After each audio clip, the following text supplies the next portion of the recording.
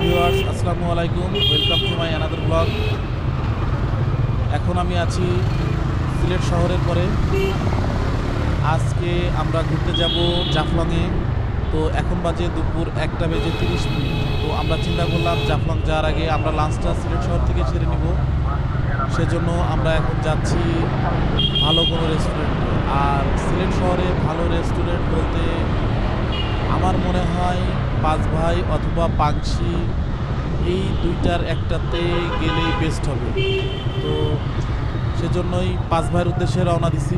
পাঁচ ভাইতে যাব, দুপুরে লাঞ্চটা সারবো, তারপরে আমরা বের হয়ে যাব জাফলংয়ের উদ্দেশ্যে। তো কালকেরে আমরা সাদা পাথর ঘুরে আসলাম, অনেক এনজয় করছি সাদা পাথর। ইনশাল্লাহ আজকে জাফলংয়ে যেও অনেক মজা করব। আর আমার সাথে আছে হৃদয়, আরও দুইটা বাইক আছে, সবাই একসাথে যাচ্ছি জাফলংয়ে। যেতে যেতে অনেক কথা বলবো। আর খাওয়া দাওয়াটা আমরা পাঁচ ভাইতে সেরে নিব। এখানে বলে রাখি, আসলে সিলেট শহরে অনেকটা সিন্ডিকেট কাজ করে। আমরা গতকালকের সাদা পাথর ঘোরার সময় বুঝলাম আসলে এখানে সব কিছু কথাবার্তা ভালোভাবে পরিষ্কার আলোচনা করে নিতে হয়, না হলে আসলে খুব ঝামেলায় পড়ে যেতে হয়।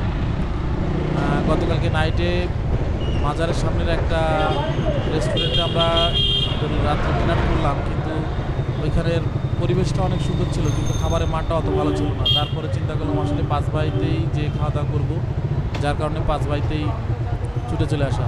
তো আর কথা বলবো না, আমরা হোটেলে চলে আসছি। এখন দুপুরে খাওয়া দাওয়াটা করে তারপরে ফিরতেছি।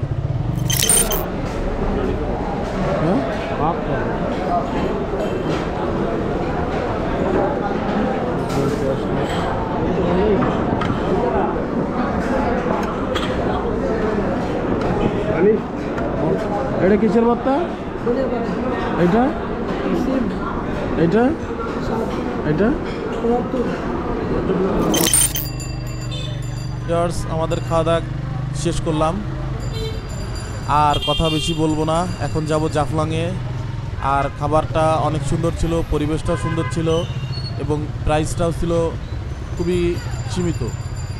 তো আপনারা সিলেটে আসলে অবশ্যই পাঁচ ভাইতে ট্রাই করতে পারেন। এখানের মান সম্মত খাবার আপনাদের নিশ্চয়ই ভালো লাগবে। তো কথা আর বাড়াবো না, সিলেটের এই সুন্দর রাস্তায় যেতে যেতে অনেক গল্প করব। চলেন জাফলং রোডে যেয়ে আবার কথা বলি।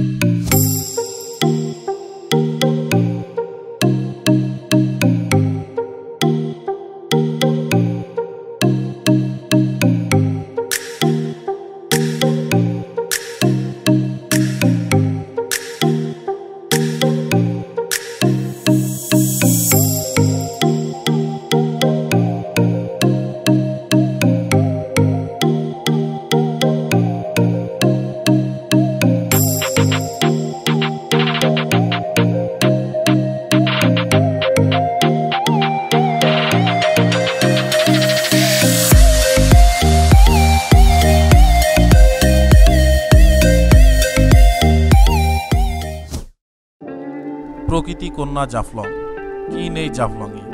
পিয়াং নদীর স্বচ্ছ পানিতে চকচক করা নুড়ি পাথর আর বালি, অন্যদিকে মেঘালয় পাহাড়ের সবুজের হাতছানি, সব মিলিয়ে প্রাকৃতিক এক অপার নীলাভূমি জাফলংয়ে। ভিউয়ার্স, আজ যাচ্ছি জাফলংয়ে। জাফলং যেতে হলে মাইক্রোবাস, সিএনজি, অটোরিকশা এবং বাসে করেও জাফলং যেতে পারে। মাইক্রোবাস কিংবা সিএনজিতে যেতে হলে আপনাকে রিজার্ভ করেই নিতে হবে। মাইক্রোবাস এবং সিএনজির ভাড়া পড়বে 2500 হতে 5000 টাকা পর্যন্ত। সিলেট থেকে জাফলংয়ের দূরত্ব 62 কিলোমিটার। জাফলং সড়কের দুই ধারে হাওড়ের সৌন্দর্যে আপনি মুগ্ধ হয়ে যাবেন। সিলেট থেকে জাফলং পর্যন্ত বাস ভাড়া 60 টাকা। জাফলংয়ে পর্যটকদের থাকার জন্য বেশ কিছু সরকারি এবং বেসরকারি হোটেল গড়ে উঠেছে। এগুলোর ভাড়া 1000 থেকে 5000 টাকার মধ্যে।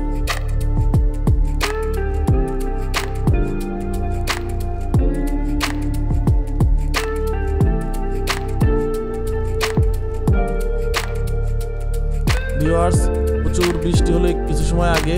বৃষ্টিতে তো আমরা পুরাই ভিজে গেছি, রেইনকোট পরা ছিল, তাও আসলে রেইনকোটের ভিতরেও পানি চলে গেছে অনেকটা। আর এই বৃষ্টির ভিতরে কথা বলাও খুব কঠিন ব্যাপার হয়ে যাচ্ছে। আর আসলে পরিবেশটা অনেক সুন্দর লাগছে। একদিকে আসলে কালো মেঘ আর একদিকে সূর্য দেখা যাচ্ছে। আসলে পরিবেশটা অস্থির পরিবেশ।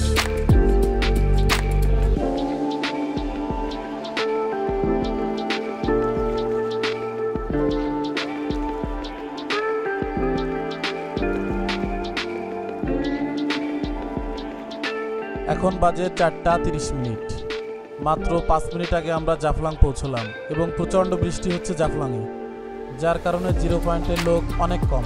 অনেক কষ্টে খোঁজাখুঁজি করে একটি মাঝিকে পাওয়া গেল আমাদের নদী পার করার জন্য, কিন্তু মাঝিও সময়ের সদ্ব্যবহার করলো।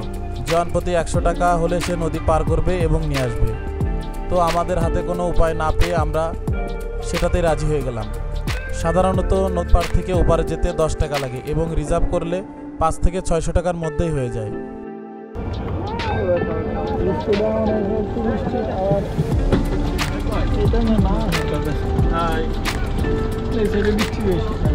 ঝর্ণার কাছে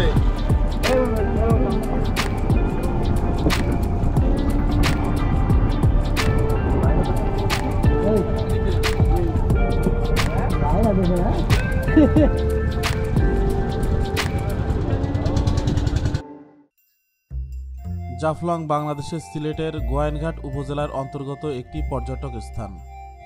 এটি ভারতের মেঘালয় সীমান্ত ঘেঁষে খাসিয়া জয়ন্তীর পাহাড়ের পদদেশে অবস্থিত। এখানে পাহাড় আর নদীর অপূর্ব সম্মিলন বলে এই এলাকায় বাংলাদেশের অন্যতম একটি পর্যটন হিসেবেও পরিচিত। পর্যটনের সাথে জাফলংয়ের পাথরের জন্য বিখ্যাত। শ্রমজীবী মানুষেরা পাথরের কাজ করে জীবিকা নির্বাহ করে আসছে সেই বহু বছর যাবৎ। জাফলংয়ের অপর পাশে ভারতের ডাউকি অঞ্চল। ডাউকি অঞ্চলের পাহাড় থেকে ডাউকি নদী এই জাফলং দিয়ে বাংলাদেশে প্রবেশ করেছে। মূলত পিয়াং নদীর অববাহিকায় জাফলং অবস্থিত। সিলেট জেলার জাফলং, তামাবিল, লালাখাল অঞ্চলে রয়েছে পাহাড়ি উত্তোলন বাহু। বাংলাদেশে 4 ধরনের কঠিন শিলা পাওয়া যায়। তার মধ্যে ভোলাগঞ্জ, জাফলং এ পাওয়া যায় কঠিন শিলা। এই এলাকায় যেমন সাধারণ বাঙালিরা বাস করেন, তেমনি বাস করেন উপজাতিরাও। জাফলংয়ে বল্লা, সংগ্রামপুঞ্জি, নকশিয়াপুঞ্জি, লামাপুঞ্জি ও প্রতাপপুরে জুড়ে রয়েছে 5টি খাসিয়াপুঞ্জি। জাফলংয়ের বাংলাদেশের সীমান্তে দাঁড়ালে ভারত সীমান্তের অভ্যন্তরে থাকা উঁচু উঁচু পাহাড় শ্রেণী দেখা যায়। এসব পাহাড় থেকে নেমে আসা ঝর্ণা পর্যটকদের অন্যতম আকর্ষণ। এছাড়া ভারতের ডাউকি বন্দরের ঝুলন্ত সেতুও আকর্ষণ করে অনেককে।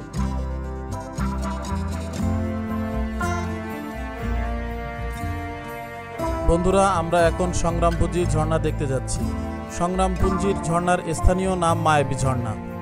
জাফলং জিরো পয়েন্ট থেকে ভারতের সীমান্তে অবস্থিত মায়াবী ঝর্ণাতে যেতে মাত্র 15 থেকে 20 মিনিট সময় লাগে। বিএসএফের প্রহরায় বাংলাদেশিরা সংগ্রামপুঞ্জি ঝর্ণা দেখতে যেতে পারে। পাহাড়ের গা বেয়ে ঝর্ণার জল জমে পুকুরের মতন সৃষ্টি হয়েছে। এই ঝর্ণায় রয়েছে মোট 3টি ধাপ। ভ্রমণ পাগল মানুষের জন্য আদর্শ অ্যাডভেঞ্চারের জায়গা হলো সংগ্রামপুঞ্জি ঝর্ণা। ঝর্ণার 3য় ধাপে রয়েছে একটি সুড়ঙ্গ, আর সুড়ঙ্গর পথের শেষ এখন পর্যন্ত অজানা। পিচ্ছিল পাথরের পথ পেরিয়ে ঝর্ণার সবগুলো ধাপ দেখতে চাইলে অবশ্যই সাহস এবং বাড়তি সতর্কতা জরুরি। সাধারণত বর্ষাকালে বাংলাদেশের সকল ঝর্ণাতে বেশি পানি দেখা মিলে, তাই বর্ষাকালেই সংগ্রামপুঞ্জি ঝর্ণা দেখার উপযুক্ত সময়। জুলাই থেকে সেপ্টেম্বর মাসে এই ঝর্ণায় অনেক পানি থাকে, তবে শীত আসার সাথে সাথে পানি কমতে শুরু করে। অর্থাৎ মায়াবী ঝর্ণা দেখতে যাবার ভালো সময় হলো বর্ষাকাল ও পরবর্তী কয়েক মাস। ভিউয়ার্স, আমাদের জাফলং ভ্রমণ এখানেই শেষ করতে হচ্ছে। আর আপনারা জাফলংয়ের মায়াবী ঝর্ণার অপূর্ব সৌন্দর্য উপভোগ করতে থাকুন। ভিডিওটি ভালো লাগলে অবশ্যই আমার চ্যানেলটি সাবস্ক্রাইব করবেন, লাইক, কমেন্টস এবং বন্ধুদের সাথে শেয়ার করবেন। আল্লাহ হাফেজ।